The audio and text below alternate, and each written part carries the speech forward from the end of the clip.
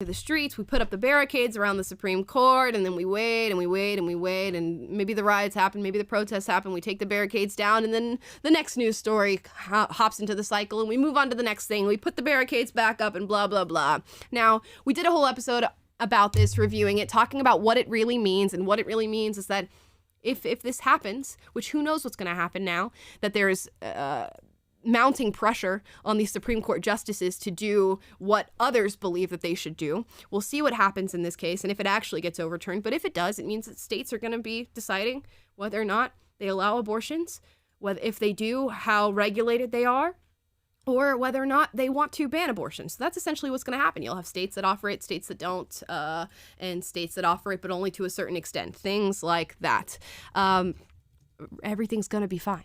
Everything's going to be okay. And in fact, you're getting more representation in them doing this. So people on both sides of this argument should be perfectly fine with everything that's happening. But no, we must lie, we must spin, we must completely morph our lies into this tangled web that is so built up you can't see through it. And that's where we're at now. So of course the celebrities, the A-listers, come out and on their high horses talk about what should be done in this case, because they know. And they know that you should defund the police in low-income communities, and they know that you should open the borders, and they know that you should be able to have an abortion at any point in your pregnancy, and they know everything. They know. So Howard Stern comes out, here's his hot take. All the unwanted children should be allowed to live at the Supreme Court building with those justices, and they should raise every one of those babies. It's just not even trying. It's not even trying. I don't really have a response to this. You all know Howard Stern as being a raging leftist, who also happens to be a comedian. Somehow that works out, but not very funny. The take was not funny, not very logical either. And he's been known to just hop on these hot button issues and give his little rants and cry about how people's rights are being taken away without making a valid argument. He doesn't speak to anything. And of course, throwing out that children should be allowed to live at the Supreme Court building. Okay, I get it. It's an emotional plea that you can put out and throw out to people, and they will listen and go, yes, absolutely, Howard Stern. I'm going to write that on my sign and go to the Supreme Court and stand outside of it and scream at them for a few hours. But can we really talk about the issue here? And I'm seeing a lot of people, which these videos we will get to, that have valid points mixed in with the things that they're screaming about, but they're just screaming like a banshee. A good example of this happening is Whoopi Goldberg going off on The View about exactly this. Now see if through the yelling and screaming you can figure out what her argument is, and we'll talk about the points that are valid in what she says. But I will tell you, this is my body. And nobody, you got people telling me I got to wear a mask or don't wear a mask or do this. Everybody wants to tell me what to do. But you won't let me make my decision about my body. You are not the person to make that decision. My doctor and myself and my child, that's who makes the decision. And one of the things I really want to point out before we go is the reason abortion came about. Women in this country lived forever with it being illegal, okay? Women, when they decide something is not right for them, they're gonna take it into their own hands. Well, we got tired of tripping over women in bathrooms. Okay, did we cut out there? Yeah, we lost your okay. visual. We're back, ladies and gentlemen. Let Technical me plug it difficulties today. If you're watching on YouTube, I think our stream died on Amala's channel as well, but we're back. So thank y'all for tuning back in. And now happens our to the video best of us. Happens. Okay, we're gonna cut back and go over this Whoopi Goldberg clip again. Through the haze, the emotion. Let's see if we can get to her argument and discuss it a little bit. Here we go. But I will tell you, this is my body. And nobody, you got people telling me I got to wear a mask or don't wear a mask or do this. Everybody wants to tell me what. Do you mean you, Whoopi Goldberg? Do you mean your show? Do you mean the network that you work for that told people that they wouldn't be hired if they weren't vaccinated and they wouldn't be allowed in if they didn't wear a mask and do all this and follow all these protocols?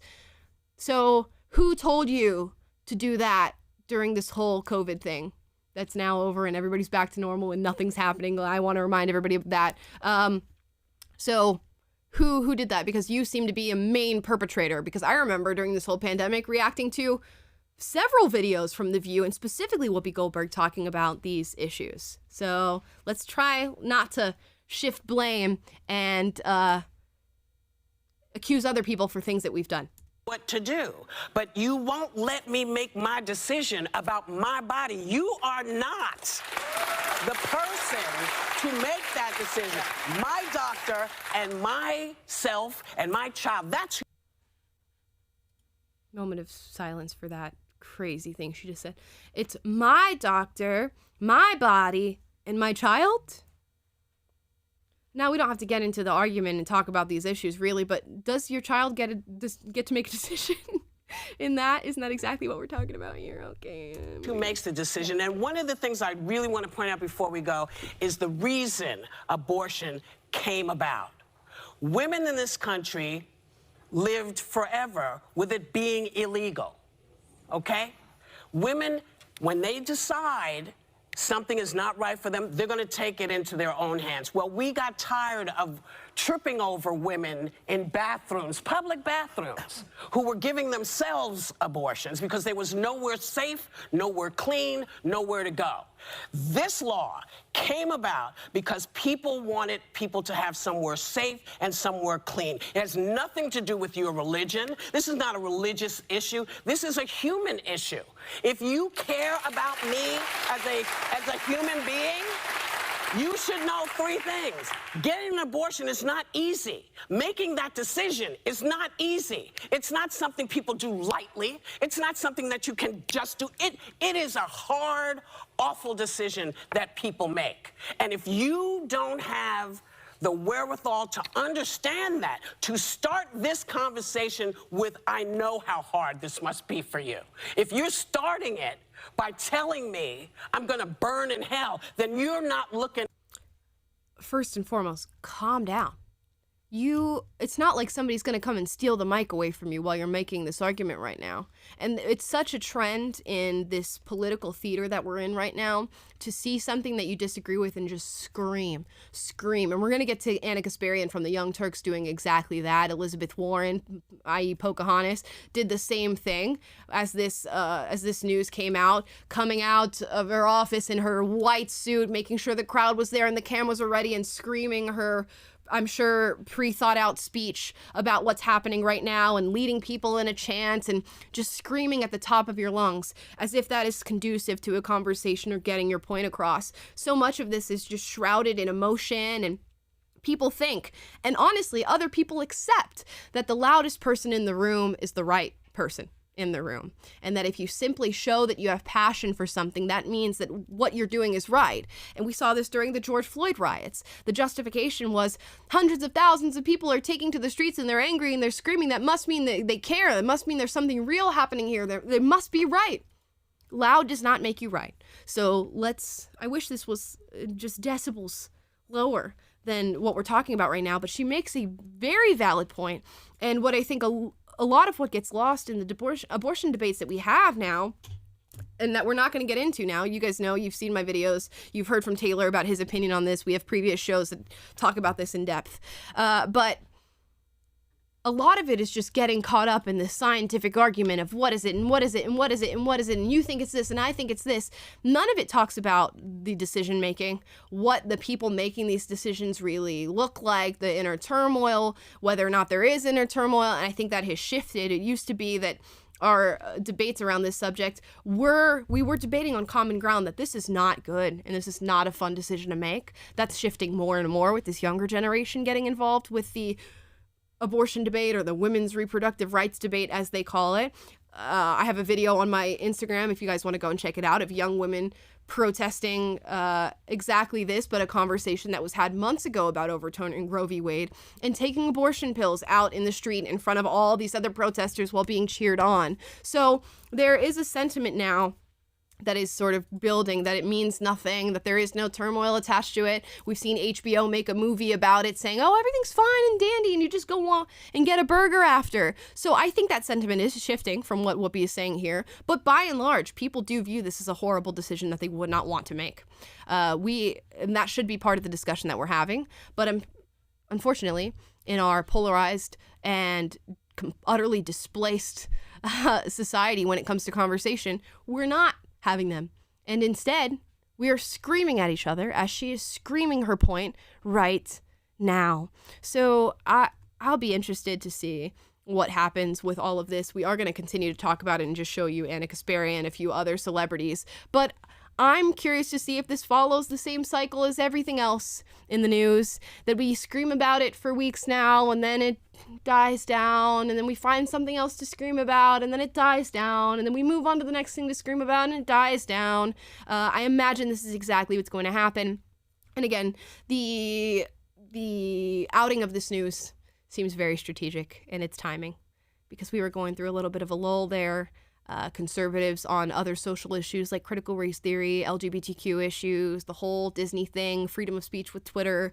We're having a lot of wins, and suddenly this salacious piece of news about overturning Roe v. Wade, which should be a unanimous decision among Supreme Court justices of all walks of life and backgrounds because it is not up to them. It is not constitutional for them to be making a decision like this, and it is not within their scope of practice, which is exactly why this is happening. And again, it's going to go down to the states, and that's when you'll be able to make your decision, and every other state will do the same. I live in California, and guess what California will probably do? They'll probably go, yeah, you can do it whenever you want at any stage. And guess what I'm going to have to do? And anybody who values our institutions and the systems and the way they function, you can talk to people and try to educate them and get them to represent your view of things or at least listen to it. But if they make that decision and that's the states being represented and that's your fellow citizens being represented, that is the decision. And how we could not be reasonable in discussing this and discussing that as the reality is beyond me. I'm seeing so many news clips of people saying the Supreme Court isn't allowed to do this. This is not within their rights. This is not within their scope of practice. Yeah, it is. It's exactly why they're doing it. Because not only is it within their scope of practice, but it is their duty to be honest about the things they're making decisions on, how they make them, and whether or not it is okay for them to make a federal decision on these matters. And they've decided, no, it's not. And that's something that we should accept. Now, here is another freak out from Anna Kasparian. Now, I've seen several videos at this point of her being very emotional about this particular issue. They're all circulating on Twitter, Instagram, YouTube, these things. Here is one clip. We don't even have paid family leave. We don't even have affordable childcare in this freaking country. Okay, and the people who fight against those kinds of laws are Republicans. And yet... What do you want them to do with their kids when they have to go to work? What do you want them to do? What do you want them to do? I want them to answer that freaking question. Answer the question. Journalists, ask them the question. I've watched this before the show. I already lost what her argument was. I heard childcare, and I forget. Did you hear what else she said? Yeah, you got me. I don't remember. I've listened to this twice now in preparation for the show.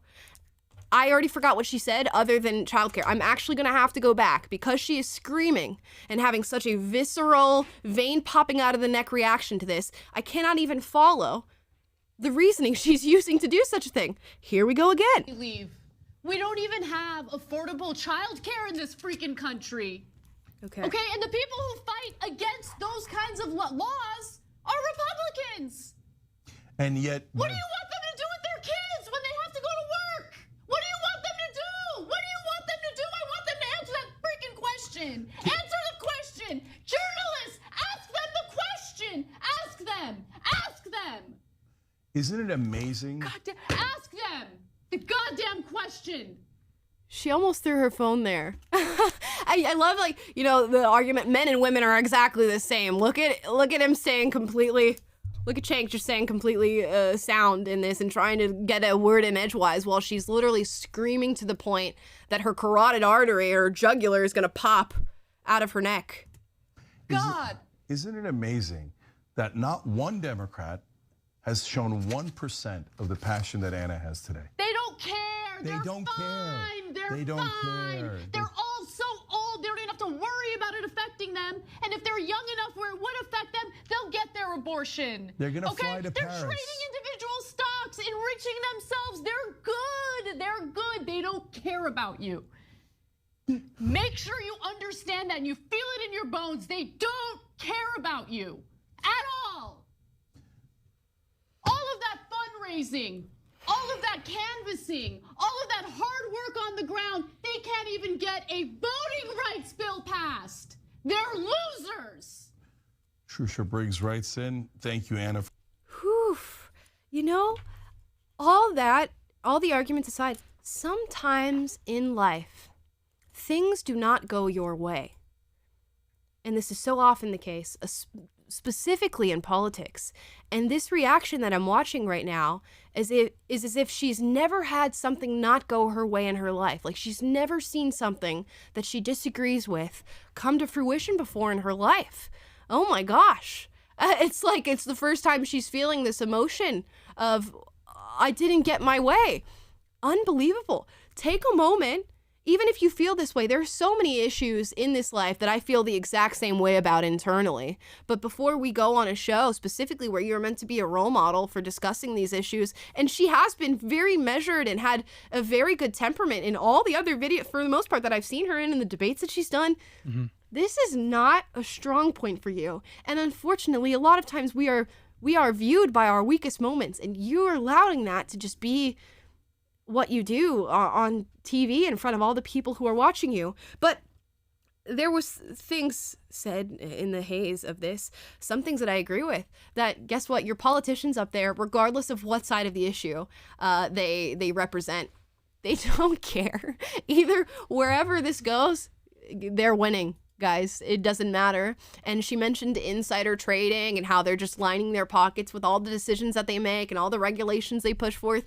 Absolutely. Brilliant point. Would have been a lot more brilliant if you sat there and said, hey guys, they don't care about you. They're lining their pockets and I just wanted to let you know. Instead, you just screamed at me for a minute and a half. And this is exactly a representation of this like lefty scream about everything. And I'm sure there are conservatives who do this too. But when we see that, we'll talk about it as well. But not to this extent. It's really unbelievable. Affordable childcare. Certainly a discussion that we should be having if we are moving towards the realm of not allowing abortions in certain states. I imagine if you don't allow it, guess what? There's going to be an influx of children, and those children are going to need childcare. And we would hope that as a nation or as a state, that childcare would be affordable and that we would do things and work to make that the case and make that the reality. You could have said that in an inside voice. And we could add that discussion in an inside voice. Yeah, like there's a place for passion in politics, but I see this pattern repeating itself where it's like, here's a issue that we feel passionate about or an injustice in the world, and then you rush to make this legislation and like we should pass a law to fix this issue. And then the next thing you know, that's how we got like an insolvent social security system and a welfare state and inflation up to wazoo right now because, we just have to urgently help people. And it's like sometimes your passion needs to be reeled in, and then you have to think through the consequences of the legislation that you're pushing so passionately for and see what's going to happen, because a lot of times you end up passing things that create a bigger mess than the original issue at hand, when if you would have just approached it in a more measured fashion and drawn from history and done the analysis and done the math and see, okay, what is the ways that we can actually reasonably solve this and not create bigger problems for ourselves or not bankrupt our country or cause skyrocketing inflation or burden our future generations with debt. Or destroy the black nuclear family, then let's talk about these policies and think through them and adhere to the first print and figure out a way to administer them in a way that doesn't violate first principles or just wisdom and temperance in the first place. Right. If you are passionate, let's talk across the aisle. If you are that's what passion is. And that is one of the things that I've noticed, particularly about people who are on the progressive left and support these sorts of policies. Screaming is mistaken for passion. Screaming is not passion. Screaming is screaming. Screaming is having a mental breakdown. Screaming is throwing a tantrum. That is not passion. And you might be fooled into thinking that it is. And it is a brilliant tool to fool somebody into thinking, oh, well, this means a lot and you must be right because you're screaming it at me in a way that I can't hear or think about anything else. So you must be passionate about that. And therefore, you must be right. It doesn't work. The most wonderful thing would have been, I think, for her to get on the show and go, guys, this happened. This is very upsetting to me. Upsetting to me in a way that makes me want to scream. But I am not going to scream. And in fact, I'm going to talk about why I think this is wrong. I want to talk to people who disagree with me about why I think this is wrong. And here's the list of all the things that I think we should do and that we should account for before we make a decision of this magnitude. That would have worked for me. I would have been like, okay, good for Anna Kasparian. I'm so glad that she was measured where other people are not.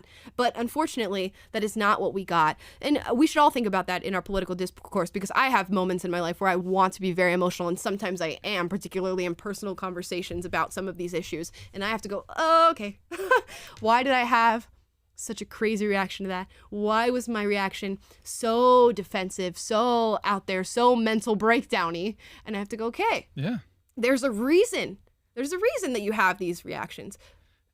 Take care of them. And a good principle in life is the more emotional something makes you, the more you should second guess the way that you're thinking about them, and the more you should double, triple check for blind spots, and the more you should argue with people or wait till you're simmered down and talk with people who might see things differently from you so that you can find your blind spots, because it's much more difficult to find them when you're so inflamed with passion. The passion has a tendency to make you zero in on the one thing and the one thing that you're outraged about, and you miss all of the other collateral damage that you could be causing by acting rashly.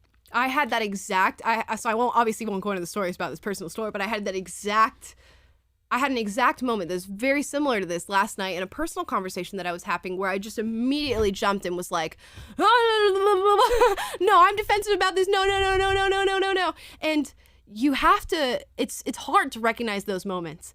Unfortunately, I'm fortunate that moment does not play out live when you guys are watching and it's all over social media and people get to see it, which is not something that Anna Kasparian has in this situation. But you have to dial it back at some point, and you have to go, why? Why did I do that? Because there's always a reason why you did it. So yeah, I wish more of the conversations we were having around this were just measured and cool and calm, and we had common ground on the things that we can agree on, and then we discuss the things we disagree on and how to accomplish that. I will raise my hand right now and say I'm somebody who represents the pro-life end of this argument, but I would be more than willing to have a discussion talking about our foster care system, talking about the adoption process, talking about affordable childcare, talking about how it's going to affect the lives of people who are not economically stable enough to support their children, talk about how we educate people on the process of pregnancy, on how they get pregnant, on alternative contraception, because abortion is not a contraceptive. More than happy. Raise my hand. Boom. Let's have the discussion about it. And I will admit right now, I don't have the answers. I don't know. There's a lot of issues that I think could spring up or will be exasperated by a decision like this. I still support the decision.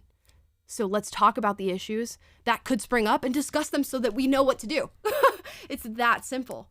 But right now, what we do is we go, oh, big thing happened. News is talking about it. News is talking about it. People on the left get up here. People on the right get up here. Let's scream at each other. And on Twitter, who gets the best roast and who's the fastest, and you didn't make that joke about it. I made that joke about it first, and you got 3,000 retweets, and I only got 50. That's what we're doing right now. And we're having this new generation of people spring up, and I've noticed this in videos that I'm watching on YouTube of young people talking about these social issues, and it is amazing. And one of these days I would love to do a reaction to this, and maybe we'll dedicate an episode to it. But these young people, I'm talking 14, 15, show up to the table, they sit down, and they go, well, I represent this camp of belief, and here's why. And I'm noticing that I'm seeing this and this on social media, and I just happen to take the leftist perspective on that. And the other kid will go, oh, well, that's very interesting. Well, I'm from a conservative family, and I was raised very biblically, and I believe. You have 13 and 14-year-olds looking at the way that adults are acting in these situations and going, I don't know what that is, but I know it's wrong, and I know I want nothing to do with it. So if you see all of our systems, all of our parties, and all of our institutions break down in the coming decades because this new generation comes into power and becomes leaders, it's because you set a poor example of how these systems and institutions are meant to work. It is no wonder that young people are looking up at everything that they're supposed to believe in, they're supposed to be taught to believe in, and go, this is what you want me to fight to uphold? You guys screaming at each other and making no conclusion on these matters and then arguing about whose rights are be taken here and whose rights are be taken there, of course they're going to go, I don't want anything to do with that. And in fact, we're going to have these discussions and maybe we'll form a different society that does different things because we've gotten so stuck in debating and arguing that we can't even discuss why these systems should work and why they're not currently. Because if this is the sign of a healthy society, it's not. And it's so clear to see. It's so clear to see that this is not a healthy society. We are in a sick moment right now, and anybody who can walk and talk and think logically can see that. So what's the alternative? That is my question to you. Yeah, the alternative is the tyranny of the majority. And the majority, guess what, can be manipulated through emotion. You can whip people up into a frenzy over things and get them to act in crazy ways. I mean, just look at the last couple of years if you need proof of that. But I think it's so important of what you said about our institutions, because when you look at like how the founders set up America and the spirit of a representative democracy, it demands that you distill your ideas and your positions into sensible language and clear points, and then propose them and debate over them. Like every word of the Constitution was agonized over. Every word of the Declaration of Independence was debated over. Yep.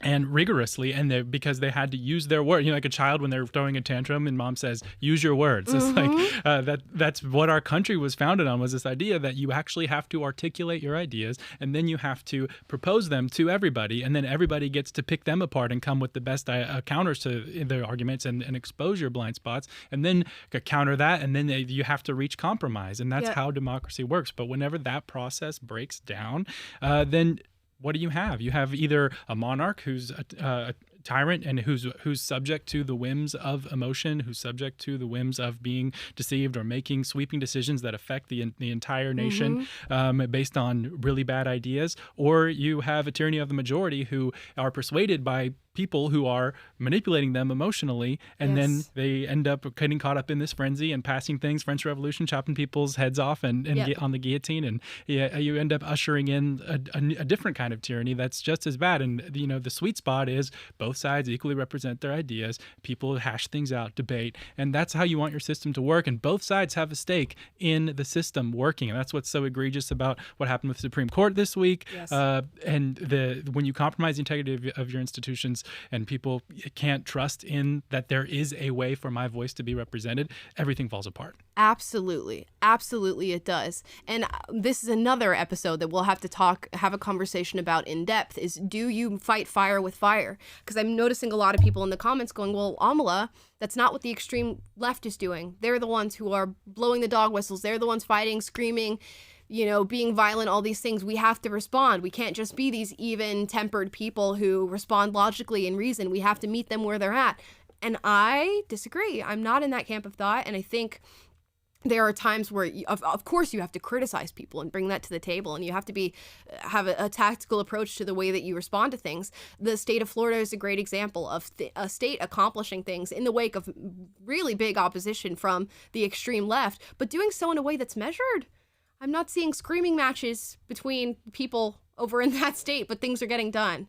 And we can talk about why that's happening. But there are a lot of people who say, no, we need to do exactly what they're doing in order to win this. But if you've sacrificed your moral integrity because other people are, and you win, does the win really matter?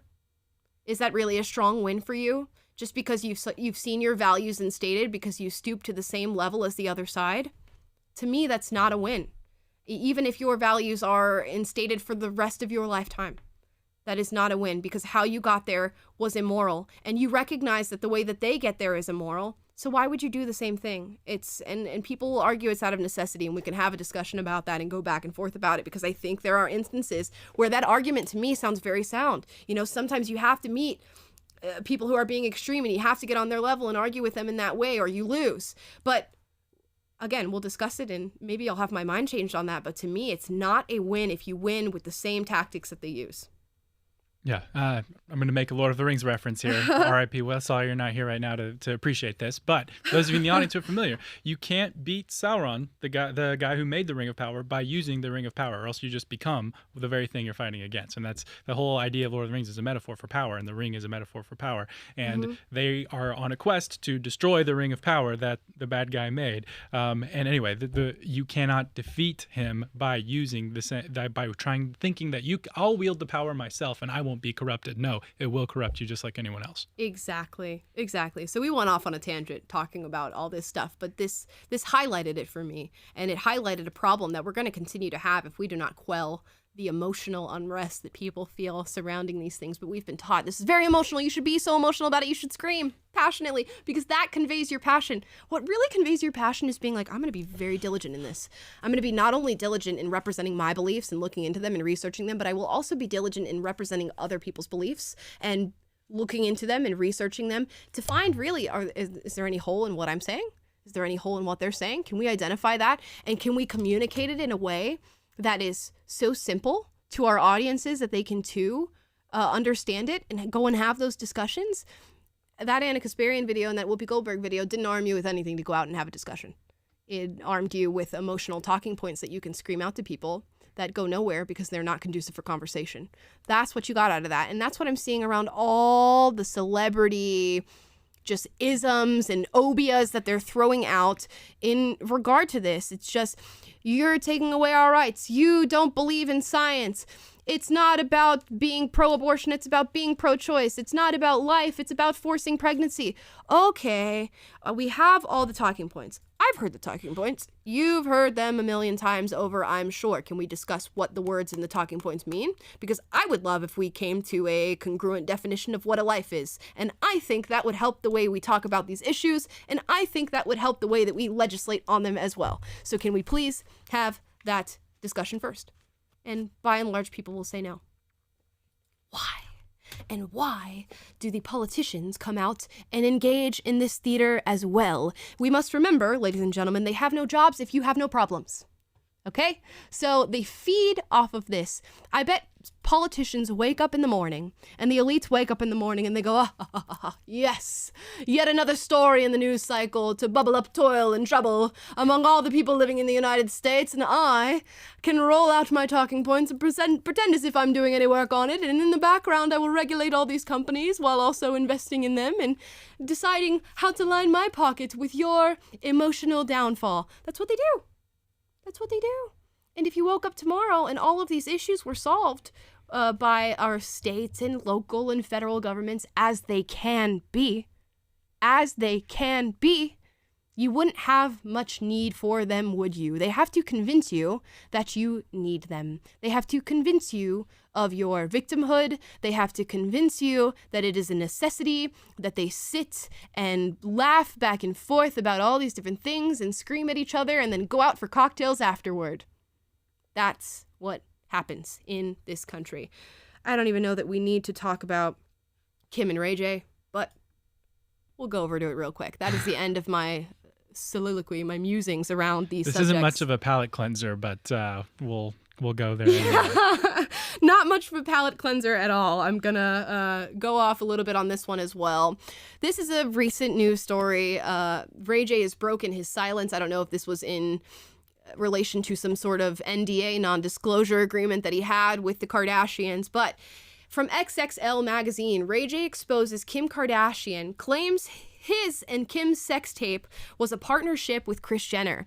Quote, from the beginning of us putting this sex tape out, this has been the biggest lie in the industry, in the history of entertainment. For those of you who are unaware of this, for some reason, why would you not be involved with the celebrity sex tape? I don't know why. This has been a lot of the reason that the Kardashians are even famous, particularly Kim Kardashian. Years ago, a sex tape was released between her and Ray J for kids watching. We're not going to get into the deep end of all of that or talk about it in any way, shape, or form, but this is what sparked Kim Kardashian's fame in a lot of ways, built her career, built her empire, built her family's empire, very much on the back of this salacious story.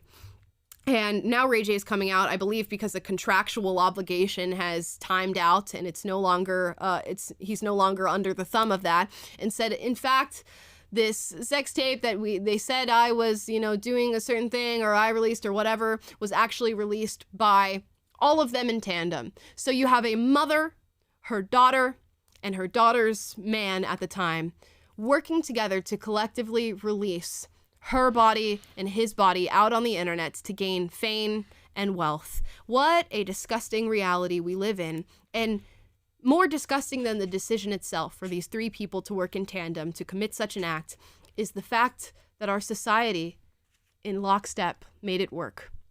So really, it's genius.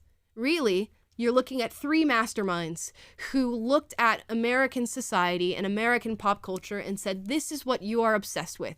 You are obsessed with women's bodies. You are obsessed with celebrity relationships. You are obsessed with sex. You are obsessed with nudity and OnlyFans and porn and all this stuff.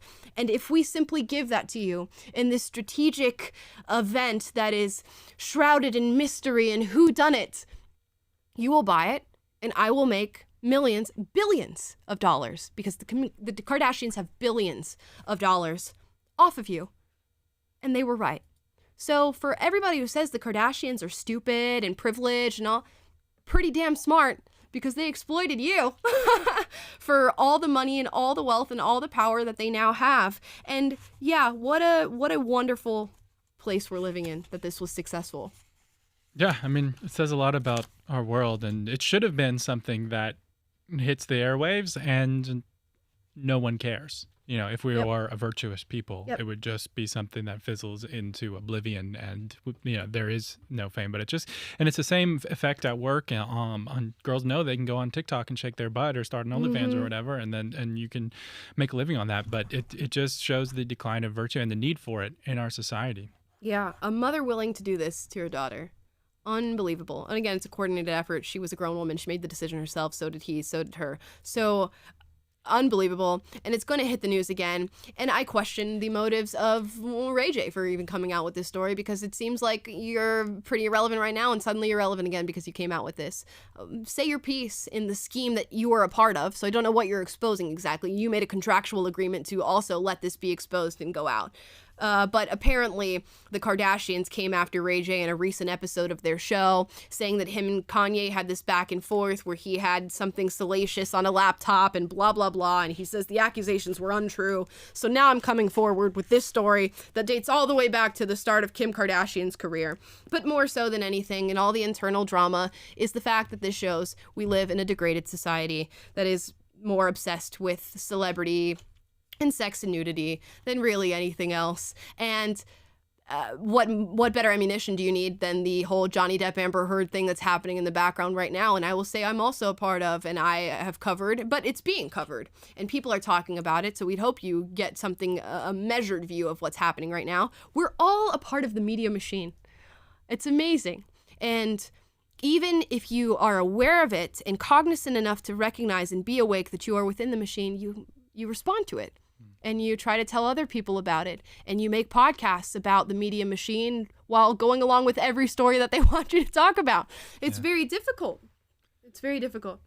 I'm going to quote my wife, who tweeted something really base the other day. She said, I wish people would read fewer tweets and read more books. Right. And I think there's something about the moment that we're in that it's so easy to just be manipulated. Our culture pulls you like gravity to just not be a very nuanced thinking person and not be a virtuous person. And I just got done listening through, while we were working on this beautiful set, the autobiography of Ben Franklin. And he kept a journal of his virtue and evaluated himself each day on how much that he how he followed the virtues that he was trying to follow. And same deal with a lot of the founders, like Washington read all about manners. And there was this book from the 16th century, Europe, that a lot of the founders studied, and how you should behave at a table. And they all studied the Greek philosophers. And these were the things that they were doing with their time, in addition to, learning Bible and going to church and stuff like the Ten Commandments and studying these things, like they cared about virtue. They cared about behavior and ideas and values that transcended themselves and were that held them accountable to something higher and made it was aspirational, instead of just our culture these days. It's just, social media is just designed to tap into your worst angels, not your better angels. And it's not designed to make you an aspirational person who wants to be better and pursue virtue and become smarter. It pulls you down and makes you dumber. Yes. And so the onus is on you, the individual, to fight against that and defy that gravity and swim upstream and study things and read and pursue virtue and pursue big ideas and distill great values that are worth living for and worth embodying in yourself, and say no to all these manipulations and the gravity in our culture that is trying to pull you down. And it's so difficult. It creates a lot of just inner turmoil. It's a conundrum, really, because if you think about it, I wake up some days and I'm like, all social media is unhealthy. My social media is unhealthy. I should not be doing this. I should not be involved in the system just because I feel forced to, and because I feel like we've created something so evil and horrible that I feel like we need to be on that evil and horrible to shine a light on the evil and horrible. And it's something that you constantly just have to move forward with and roll with every single day. And this highlights it again, just like, they're not stupid. They are so aware of of everything that you want and everything that you want to see, and how to get those little triggers and these algorithmic polls to make you listen to whatever it is they want you to listen to. And with this Johnny Depp and Amber Heard thing, as a side note, like, people will justify it as much as, this is bringing a light to domestic violence. This is what it's doing. Okay. You could have brought a light to it by covering it and saying, here's what happened, and, Amber Heard just got sued for $50 million. Now she has to pay it. What a horrible thing she did. But no, we have to play the entire trial.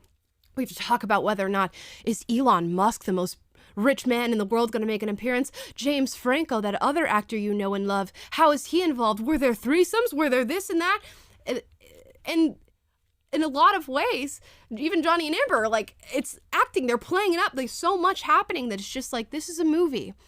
Wouldn't it be great if we just moved away from fiction and we just gave other people's real lives to you on this altar, and we just sacrificed their lives and let you watch them in their worst moments for your own entertainment? I can imagine the amount of money that these networks are making, showing what is the probably worst moment in someone's life for both Johnny and Amber. Regardless of the horrible things that she's done to him, what he's done to her, imagine you, listener, right now, I don't know if any of you are in relationships or have been in relationships, sitting in front of the entire world to talk about everything horrible you've ever done in your personal life. Things that you did not think were ever recorded. Things that you did not think anybody but you and your spouse, the one who you made a vow to, would ever know. And now the whole world knows and gets to know about that. And I don't care if you go and commit domestic violence. That's a horrible, horrible thing. And, you did that and you made that choice. But that is quite an impactful thing, to have every worst moment of your life aired out as dirty laundry on TV, and people just eat it up. Mm-hmm. Eat it up. And it's like you don't even see them as human beings anymore. You're just like, this is entertainment. This is so interesting. I saw him in Alice in Wonderland once, and I saw her in Aquaman. This is beautiful, amazing. These are real people. All of it's real. And yeah, but it makes them millions. So here we are. Yeah, the junk food for your brain will always be out there. The things that appeal to your lowest, basest inclinations will always be out there. People know, these companies know how to exploit your attention. People know how to profit off it. It's just how things work. So the question you should be asking yourself is like, why do I want to watch this trial? Or why do I want to, why do I care about these stories? Or why do I, when you get that screen time summary each week from your phone, why did I spend 4 hours on TikTok this week, or 8 hours on TikTok, or whatever?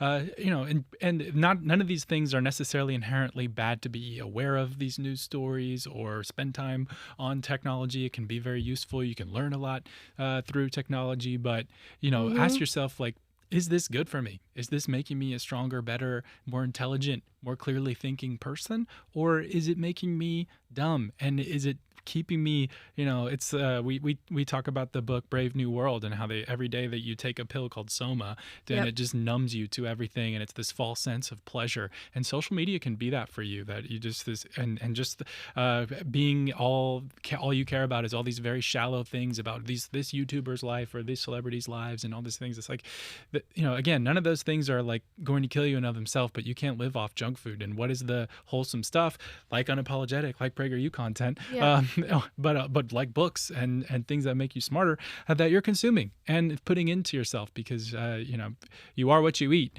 and that's true on a soul level and on an intellectual level as well. And if all you put in is garbage, then you're going to be a slob in your soul and in your mind. It's very, very true. I want to read one comment here, which I will springboard off of. You might be like, why are you reading this comment? But I will springboard off of. The moment they started talking about fecal matter on one's bed, which is something that happened during this case with Johnny Depp and Amber Heard, that was it. And to see Depp say he laughed at that, I have to save my sanity and stop watching. And that's another part of this, is that the threshold is just like higher and higher and higher and higher. It has to be a more salacious story every single time, or you get bored. You're done with it. I don't want to hear anymore. It's not crazy enough for me. I watched the Johnny Depp and Amber Heard case, and that was crazy. You got to bring me something worse than that in order to get my view. So think about, if we continue on this path of just being completely beholden to everything the media does and what they curate for you, how crazy the things that we are going to be consuming as entertainment are going to be. Think about how crazy it has to get, because this is crazy. This is insane. Talking about a scandalous decision and conspiracy to release a sex tape in order to get fame, and two movie stars being married to each other and committing acts of violence against each other. How much crazier does it have to get for us to be entertained? How much more poop needs to get on beds before we wake up? Right. At some point, it's not going to be enough. Ladies and gentlemen. Oh, Lord. And that's all I have to say for today. I think that's where we're going to wrap up. We got into some interesting conversations. I wasn't expecting to go into all these different tangents and philosophize about these things. I didn't think I'd have many brain cells left after listening to Whoopi Goldberg and hearing about Kim Kardashian with this show, but hopefully we brought it back around. Yeah. Let me know how you feel about these more long-form discussions where we talk about a topic like, is it okay to stoop to the level of the person that you oppose? Or what happens when the media machine has a grasp on your brain and everything that you watch and what you see? Is any amount of social media healthy? Should we have these long-form discussions on this podcast? Let me know in the comments after we end the stream. We'll see which ones get those little upvote thumbs up. By the way, leave our stream a thumbs up if you're watching right now and you enjoy what you are seeing. Also, subscribe. Turn on the notification bell, because we are live every single weekday at 3 p.m. Pacific, 6 p.m. Eastern on YouTube, Facebook, Rumble, Getter, Twitter now. We are everywhere, and you can listen to us on Spotify, Google Play, and Apple Podcasts. Please leave us a 5-star review, because the leftists have come and they've seen and they've destroyed our review section on that podcast. So please let us know how you feel about the show. Hopefully it's positive. Even if it's negative, let me know how you feel. Is there something you wish we talked about? Is there an opposing point that you would wish to express to me that we can discuss at a later date? Let me know down below. Keep your mind open. And honestly, keep your eyes closed with everything that's happening right now. I don't want to see any of this stuff anymore. Ladies and gentlemen, thank you for watching. I'll see you tomorrow. Bye.